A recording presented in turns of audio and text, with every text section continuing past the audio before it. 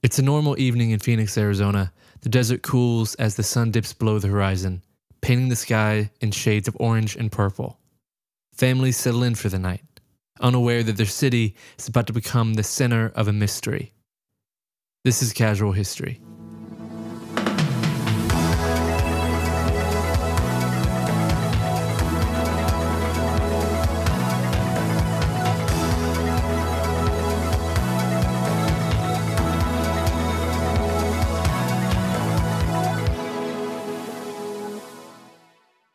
March 13th, 1997.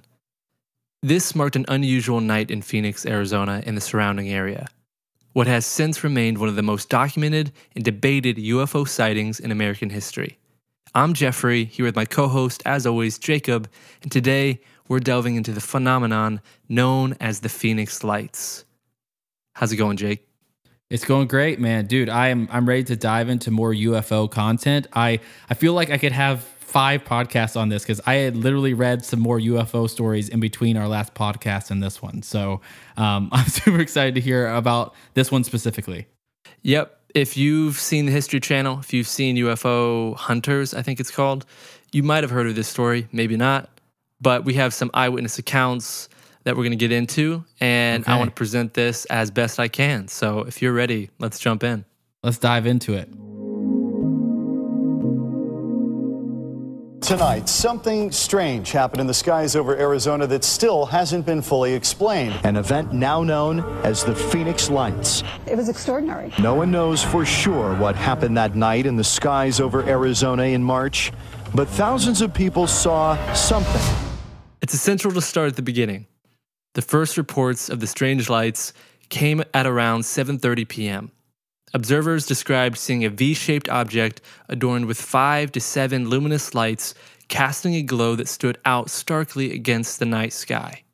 This wasn't a fleeting glimpse, but a clear view of something that many struggled to explain. Witnesses came from every walk of life. Police officers, military personnel, and ordinary citizens alike reported seeing the same large, silent craft. And it moved with a purposeful slowness across the sky. Its span likened by some to the width of a football field. This was no small, distant object, but something immense, covering vast distances with ease. But it was absolutely silent and had sort of eerie embedded lights, and so that's what I saw. And I wasn't expecting to see anything because I was looking out over at Luke to the west, and then all of a sudden, these people in the park area just on the west side of 51, there were a bunch of people there. Everybody said, "Oh, look at that!" And we turned around, and this thing was coming from the northwest, traveling to the southeast. So, Jacob, any initial response? Man, to what we're talking about today? A million thoughts because, I want to know, this is something that we haven't definitively asked each other, or maybe we have, and again, you guys can correct us if I'm wrong, but do you believe in aliens, Jeffrey? Are you an alien believer right now? Yeah, I believe there is other life. The question always becomes, does that connect to Earth? Do we feel like intelligent alien life has visited Earth? You think that only idiot or dumb aliens have visited Earth so far, and we're looking for the smart ones? Is that what you're saying? Basically. But as a whole, I feel like that's when you're asking, do you believe in aliens? You're asking, do you believe the aliens are here?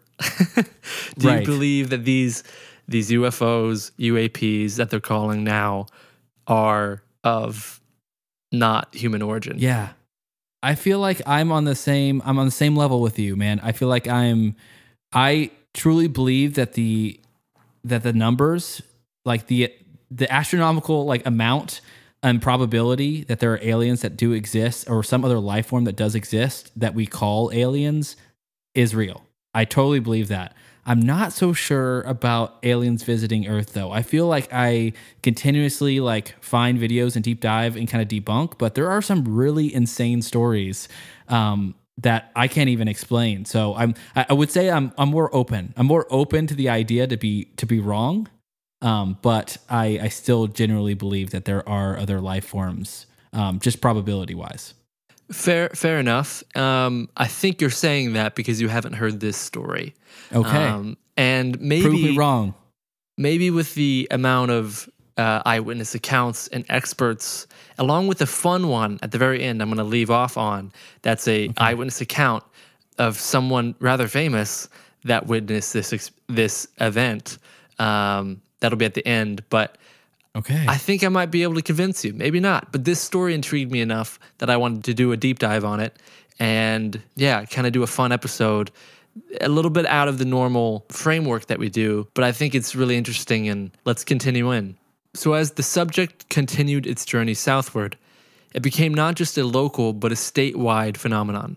From the northern city of Prescott down to Tucson in the south, the lights maintained their coherence, visible for several hours and reappearing in various formations. This wasn't a momentary illusion, but a sustained, observable event. The flurry of calls to authorities painted a picture of a community seeking answers.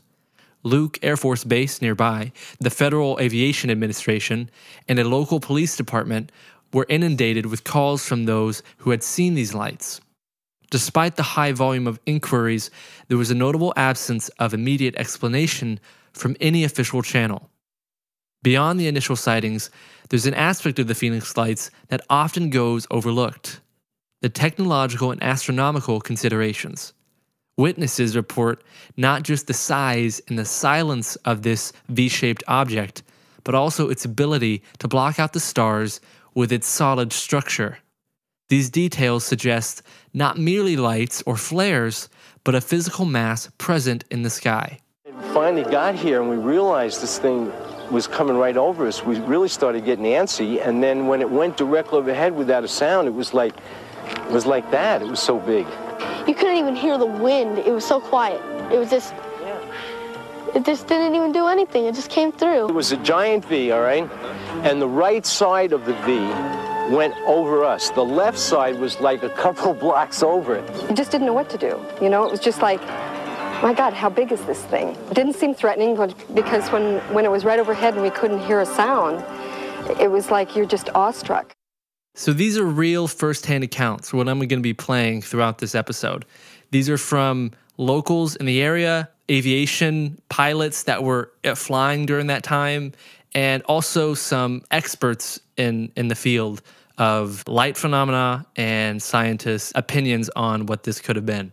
So that's going to be a fun piece throughout this episode, so please take that as you wish. I think it's fun. I think it's interesting to hear from someone who is there, rather than just me quoting these people and what they said. I tried to do my best to find real statements and recordings. So that's a fun piece, but let's keep going. I was just going to say, I'm glad you brought up flares, because that was also the thing that I remember. I've seen videos of a V-shaped object. I don't know if it's referring to this specific instance in Arizona, but a lot of people really like to think the most popular theory is like military flares, where they would go out, right? I've actually seen videos of that where the lights were in uniform in a V shape as they fell from the sky, and then they would dim out and go out. And a lot of people assume that was like the craft flying away. Very interesting stuff. I love hearing the commentary from the actual people who witnessed it. Well, I'm glad you brought that idea up about the flares, because I have a whole section dedicated to debunking that theory. And when I follow through the timeline of this event, I think you'll find it makes it harder to believe this theory. And then also we get into some of the response from the government, response from the Air Force Base, and we'll just see what you make of it. It's okay. At the end when I kind of go through the conclusion of what the official statements were, but we're going to hit that piece. So keep that in your mind, and we'll see if this changes over the course of the podcast. But good note. But let's keep going. The Phoenix Lights were first sighted not just in the vicinity of Phoenix, but across a swath of Arizona, indicating an event of significant scale and duration. The initial report made by a former police officer from Pauldron, Arizona, at approximately 6:55 p.m. predates other reported sightings by about 35 minutes, suggesting that the phenomenon began even earlier than widely noted by the mass public. This earlier sighting is crucial because Pauldron is located approximately 100 miles north of Phoenix, indicating that the object traveled a considerable distance Witnesses in Paulden described seeing a large V-shaped formation of lights moving silently towards the south. That would be terrifying. It's like a building flying over your head, man. Yeah, when people describe a football-sized object, 1 to 2 football size, depending on the person and what their perception or their perspective was of this event, you get ranging sizes, but they all are large. And whether that's human psyche, whether that's visual illusion at play, where you're Right. assuming it's a length when it's not really possible. But again, I'm just going to keep going through what we know for facts and what was real testimony from people, and we'll see where you end up. Okay. As the evening progressed, similar reports emerged from Prescott and Prescott Valley, moving south through Phoenix and culminating in sightings as far as Tucson. This trajectory suggests that the object or formation covered at least 300 miles in a few hours. An observation backed by both eyewitness accounts and analysis of the sighting times reported in different locations. So they're able to go back through the sightings when they were called in and create a trajectory of movement of this object, whatever it is. The significance of this travel pattern lies in its implications for understanding the object's speed and behavior. Calculations based on the timing of sightings in various cities indicate that the object maintained a steady speed that allowed it to traverse the state without deviating from its V-shaped formation. This consistent speed and formation challenged the capabilities of known aircraft at the time, especially considering the absence of sound, which is unusual for many man-made aircraft of considerable size. Also, the precision with which the V formation was maintained over such a distance further complicates attempts to explain the phenomenon. Conventional aircraft, especially those flying in formation, require constant communication and adjustment to maintain such precision. Yet there is no report of communication interference nor any sound associated with objects or object. Additionally, the V formation described by witnesses was remarkably stable, with no single light breaking formation or varying in intensity relative to the others. This aspect is difficult to reconcile with the behavior of flares or independently flying aircraft, which would be subject to wind, drift, and other atmospheric conditions. Estimates of the object's size, based on triangulation from different eyewitness positions, suggest an immense structure, with some comparisons suggesting it was as wide as a mile. The altitude at which the object flew varied in reports, but was consistently described as being lower in the sky than commercial aircraft typically fly. Yet again, no sound was reported, a detail that remains unexplained given the size and proximity of the object. We all looked up at the same time and saw this amazing, huge, dark, silent object that appeared to just be right over our heads. It was very close to the ground. It was just like floating over the housetops. The whole object from front to back, from side to side, it was so big. I would gauge this object to be several football fields. The lights did not move relative to each other. Had they been in a formation of separate aircraft, there would have been a slight relative movement, I would have perceived, and they stayed pretty much just locked in position. Wow. So by theory and obviously by eyewitness accounts, they're saying that this thing was a solid object, because that makes more sense to me, right? Yeah, if there was no varying in the light intensity as well as their formation, very well that could be lights on a single object, which makes this even more insane, because you're right. Like like you hear about the history of Concorde, right? We used to have hypersonic jets that would fly over, but it got basically shut down because of we didn't want the sonic boom or the loudness over residential areas. And so to think that this thing was floating over houses at that level, completely silent, I feel like that would be more scary than anything. If it was loud, like it'd still be scary, but the fact that it was dead quiet and this huge thing was just floating over their houses paints such an image. Yeah, and there is I'm not going to say it's a theory, but people reference, when I was looking this up, the B-12 bomber. Right.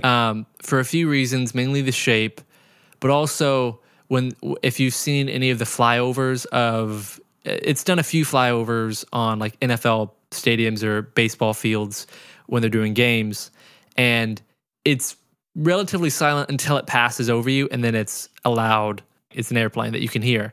But again, it matches the theory up to a point until the size, number one, and number two being it can be silent from afar, sure, but when they're the eyewitnesses of multiple people, this was reported, by the way, I think upwards of over 2,000 people. Wow. Seeing the same object. There was no conflicting story that I could find of it being loud, of them having any audio response from this thing in the sky. Again, the whole consistent theme is it's invisible outside of the lights, but it's blocking out the background. So outside of the lights, whether you're underneath it, depending on what perspective you're seeing this thing, you can't see through it, but it's silent. And you know it's traversing a large distance of the state based on, again, what we went over with the movement and the time frame of the reports coming in. And so it paints a really mysterious picture that is hard to refute or find a easy answer to. And I think you're going to find the military's response to it interesting because I think they tried. I think they said, this will pass. And everyone, the response to it was, what? This does not pass. This is not normal. Yeah. So to continue on from where we left off, in the immediate aftermath of the Phoenix Lights sighting, local news outlets began reporting on the events as calls flooded in from witnesses. The story quickly gained national attention, with major networks' newspapers picking up the story. The lack of a prompt explanation from military or aviation authorities only intensified public interest and led to widespread speculation. Local news channels conducted interviews with witnesses who often described the lights in detailed, consistent terms, emphasizing their slow, silent movement across the sky. An important figure here at the aftermath is City Councilwoman Frances Barwood, who became a central figure in the quest for answers when she raised the issue in a city council meeting in May 1997, 2 months after the sightings. Barwood was surprised by the lack of official investigation and became the only public official to formally seek answers. Her inquiry led to a flood of responses from the public, with over 700 witnesses reaching out to her office alone, sharing their accounts and expressing their frustrations at the lack of investigation. This public response highlighted the community's need for recognition and answers from their leaders. So the Air Force's explanation, we're going to get into that right now. It came in July, so months later, after all of this went down, after the public outcry, and there's been silence from authorities. Like, we got to say something. We got to say something. Yeah, we can't just let this go by because people are not going to let this go. And they sounded like you, Mr. Government official Jacob, 5 minutes ago. Of course they did. These were flares. These were testing. This was routine, right? Yes. So the Air Force's explanation came in July 1997 when they stated that the lights were flares dropped by an A-10 Warthog aircraft during a training exercise at the Barry Goldwater Range. This range is a vast area designated for military exercises and became the focal point of the official narrative. However, this explanation was immediately met with skepticism for several reasons. Number one, duration and visibility of the lights. The lights were visible for a duration far exceeding the burn time of military flares, which is around 5 to 10 minutes. Witnesses reported the lights maintaining their formation and brightness for upwards of 2 hours, contradicting the behavior of standard illumination flares. Okay, that's number one. Any response to number one? Yeah, I mean, that definitely got a point. I mean, 2 hours for a flare is pretty wild. And the fact that they made an official statement of it just lends to it being picked apart because they've got this triangulated. Like you said, they're able to culminate the witnesses' reports and say, hey, this is how long it's traveled. This is the height that we suspect it was. This is the speed it was going. And so... for some reason, I feel like they should have really dotted their T's and I's on this one, and it doesn't sound like they did. Not at all. Because, again, what lends itself, in my opinion, to them not knowing or not wanting to share what it really is, one way or the other, is if this was real and that was the facts, there would not be every other piece of evidence contradicting the official statement. Like if this was the answer and we said, oh no, it was flares and this is what happens, you would be able to make sense of it. Like it should, as an answer to a solution, like to a problem, make sense at the end.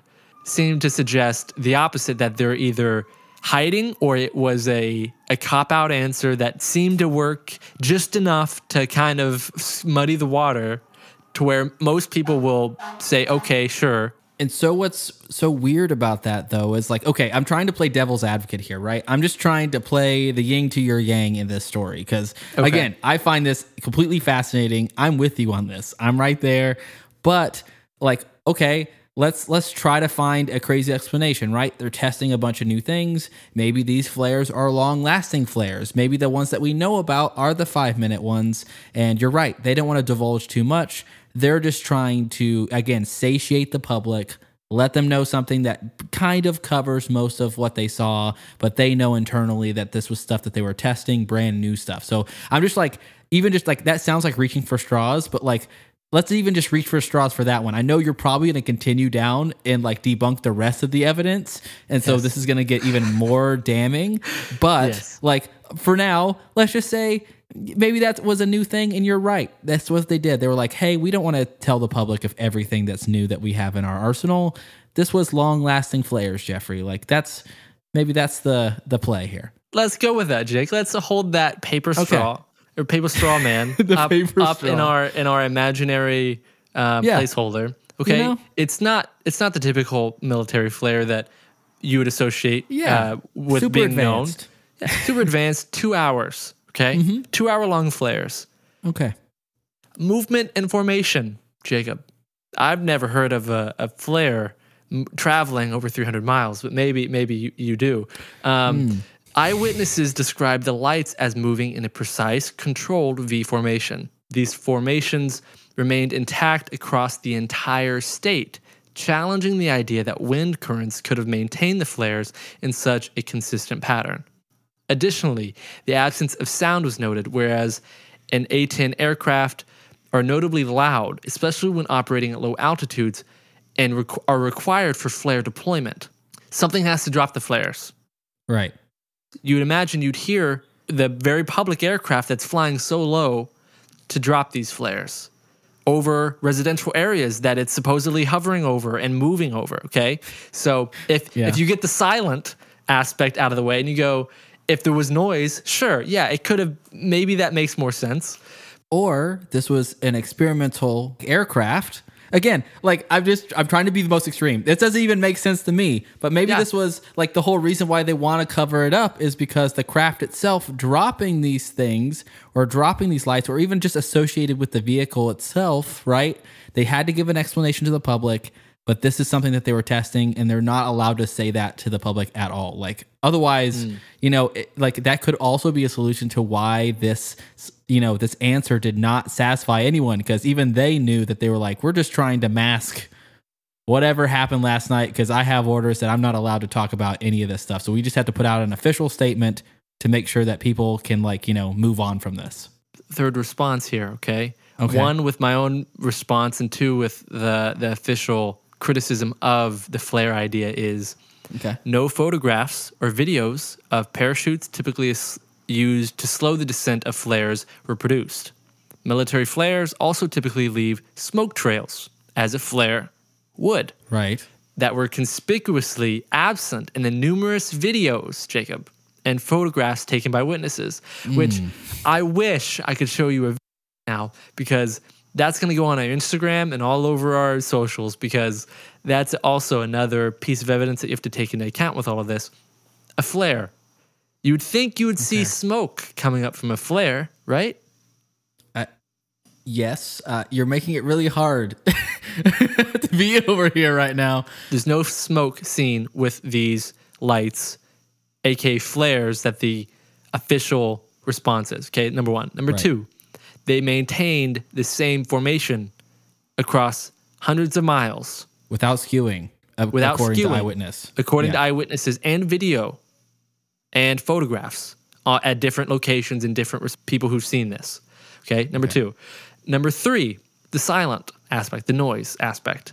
If they were dropped by a known aircraft, you would think people would have heard of the aircraft. And or, I guess I'll give away something. There was a report from a pilot that we're going to listen to, a famous pilot, at the end of this podcast. And his response, so he sees these lights as he's flying into Phoenix. He reports it. And the official word from the tower is there's nothing in the area. They don't see anything on radar. Okay. That's also another piece here. From the official aircraft tower that these pilots are flying into, they reported it. And the response was, we don't see anything. But the lights are there. Take that for what you will. Okay. But that's the criticism of that idea. And let's listen to another eyewitness account.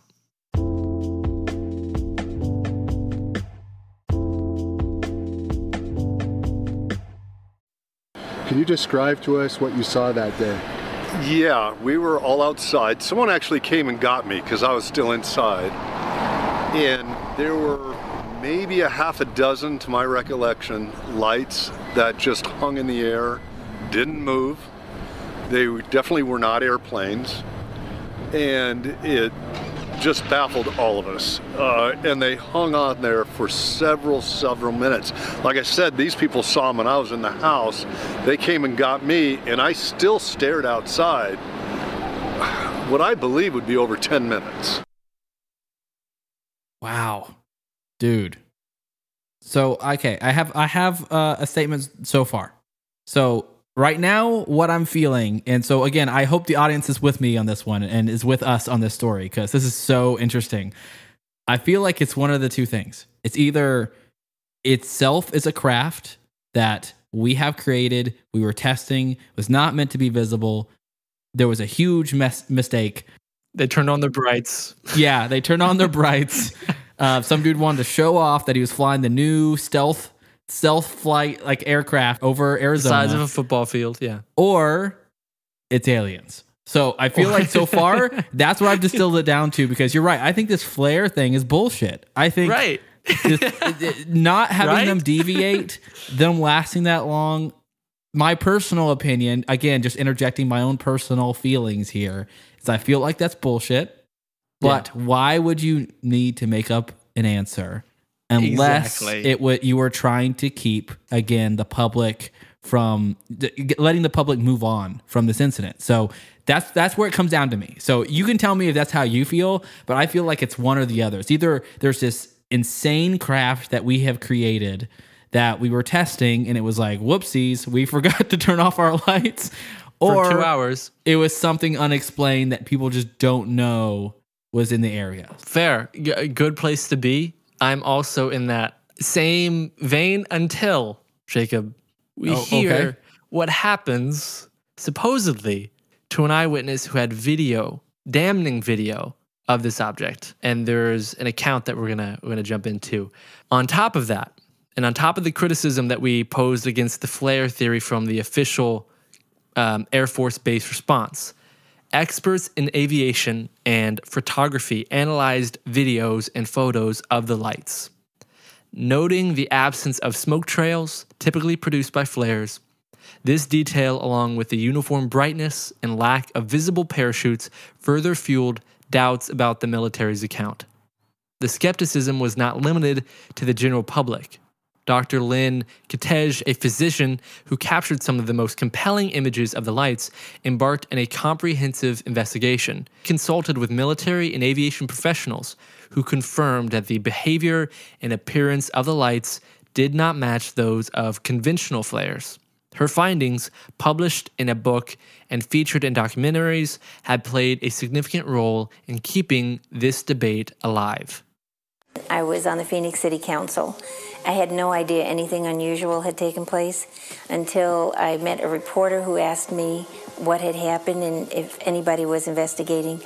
I was on my way into a televised Phoenix City Council meeting, and I told her I would ask about it. Nobody is doing any investigation on it, and I'd just like to know if anybody has any information from the city and if the city is checking into it. Apparently, when I asked my fellow council members if anything was being done to investigate the matter, all I got was silence. It was as if I hadn't asked the question at all. They just ignored me and moved on to the next councilman. People are starting to ask more questions. Thanks. Thank you. Councilman Siebert. I was just going to give the number. But this was obviously different, that there were hundreds of witnesses and no call for action. I was stunned. Up until then, Senator McCain and I had a pretty good relationship, but I think his people got a little upset when I kept pushing for action. This whole thing has been a government cover-up. I know firsthand. When I asked the city council for help, I was laughed at. The governor, he made a joke of everything. And Senator McCain gave me the cold shoulder when I asked him for action. A few weeks after the Phoenix Lights incident, a man named Richard Curtis called me at home to say that he had taken some amazing footage on professional equipment of this object capturing actual structure. I asked Mr. Curtis to send a copy to me at my office so I could look at it. I planned to send it to Village Labs so that they could analyze it. Two men dressed in black suits, hats, and sunglasses came to Richard Curtis's door and asked him for the videotape. According to Mr. Curtis and two other witnesses, the men took the tape, got into a black sedan with dark-tinted windows, and left. So that's direct first-hand account. Again, I know that could sound like he said, she said. It sounds like a movie. The men in black came over. But that was someone who's directly involved. She went to the government, the council, and you heard the excerpt. She brought it up, and the response was, okay, thank you. And it moved on to the next person, did not acknowledge anything she said. I feel like that's when you're like a kid and you're caught in a lie. You know, you remember like being kids and like someone caught you in an obvious like red-handed lie and you're still like back in your own story. That's what that feels like. Like, why would you, like, you're making you're almost like incriminating yourself worse by like acting weird and not acknowledging, like, just acknowledge what's going on. Use the report. Like, they couldn't even give a BS answer about the report to her. Like, yeah, that we already kind of disclosed a statement on that. It was a flare. You know, it was military exercise. That's something that regularly happens here. Why couldn't they have just done that? Right. The typical response is, you know, you make it a joke, make it non-serious, and or ignore. Sure. And she got both responses when trying to bring it to official channels, just for an investigation, to see an official investigation of what was actually going on. And if this was the story, why is it such a big deal to go, no, this is what it is. This is actually what happened? Because it would be an easy explanation if it was real, right? You'd be able to go, no, this is what it is. Here's the information. Here's how we know this. And it'd be done. Like, but it's a nothing because you burger. act weird, because you don't look someone in the eye, because supposedly, again, the end tagline of that, which is a famous story with the Phoenix Lights, is the Richard story where he calls into her, who's kind of leading the charge here and trying to make people have answers or provide answers. And whether you want to paint it as some guy who just said something and then suddenly, oh, I don't have the tapes, two men came and took it. Take that for what you will. Either way, it doesn't discount all of the other counter evidence to the official story of the Phoenix Lights. But let's play for a minute that it's real. Okay. I feel like if I had real evidence of this thing in 97, and I want to expose that evidence, and I'm telling my phone, and I tell this lady who's pushing the government for answers, that I have real evidence of a forum. I took incredible footage. You got to see this. This has to go everywhere. I don't know who to go to. And then suddenly, two men, I'm assuming FBI or CIA, come in and demand the video and leave. Who's going to believe you? Yeah, I feel like the conspiracy theorist in me would immediately, if I caught something like that, first of all, I'd be sharing with you. Like, I'd be like, Jeffrey, you have to come over and take a look at this footage on TV, and we'd just be rewinding it a million times. But also, I'd be making a million copies because I would expect someone showing up to my door. I would be like, someone is coming to take away my shit. I need to save this on a file. I would go full tinfoil hat on this motherfucker. This is 96. This is 97.